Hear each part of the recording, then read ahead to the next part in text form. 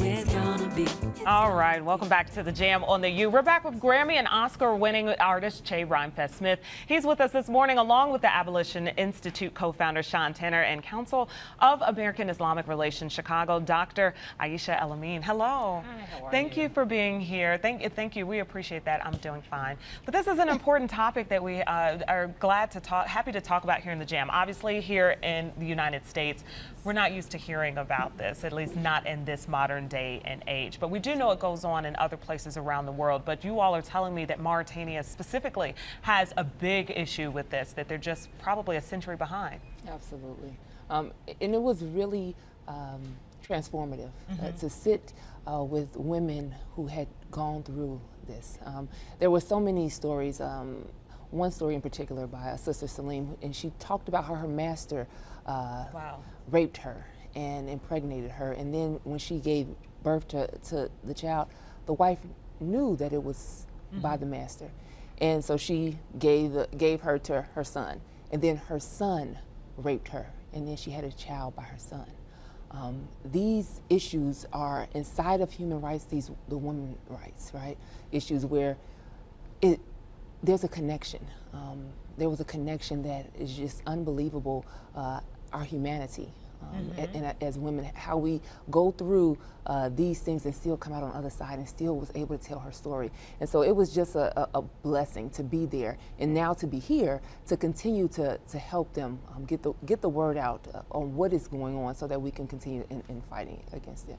And I'm sure a lot of people, we know that slavery exists in the world, but you would think that that would be, I mean, obviously, I'm sure it's outlawed by the United Nations, et cetera. Yeah. But why are we still having this issue? Why wouldn't the government support anti-slavery?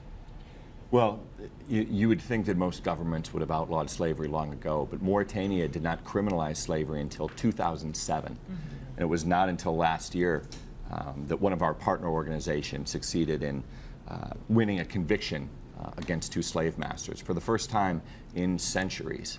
And even though that law was passed in 2007 to criminalize the practice, it's seldom enforced. And what was unfortunate is the people who brought the case where someone was convicted of slavery, the ones who brought the case also got put in jail by the government. Okay. So they ended up going to jail just for bringing the case of slavery. And you know, for me personally, when I look at them, I see America's past, but I know how far this country has come, and I believe the world can go just as far. Well, I know the trip didn't go exactly as planned, but you guys did get a chance to leave a little bit of love behind. Yes. I was told that you ended up making some gifts to leave behind for some of the folks there. Yeah, and we did this while we were being detained at the airport. And as you making all good use of your time. Yes, we had to, right? we want to thank the Cubs and the Bulls because and the Bears and the Bears. Okay, thank the Bears. They gave us gifts that we were able to, you know, pens and towels and things that people really appreciated coming from us, from America, and specifically from Chicago. Something that means so small there, but so it means so small here, but so such a big deal there. Absolutely. We only have a few seconds left. Just what happens next after this? Well, we are going to be continuing our mission around the world. We're going to be honoring folks from Mauritania and around the world who are engaged in modern-day abolition work at our Lincoln's Birthday event at the Dusable Museum of African American History on February 9th. And I'd encourage everybody to go to stoppingslavery.org to get the latest news about this fight. You know, sign up. You know, if any state has an obligation to work on this issue, it's the land of Lincoln.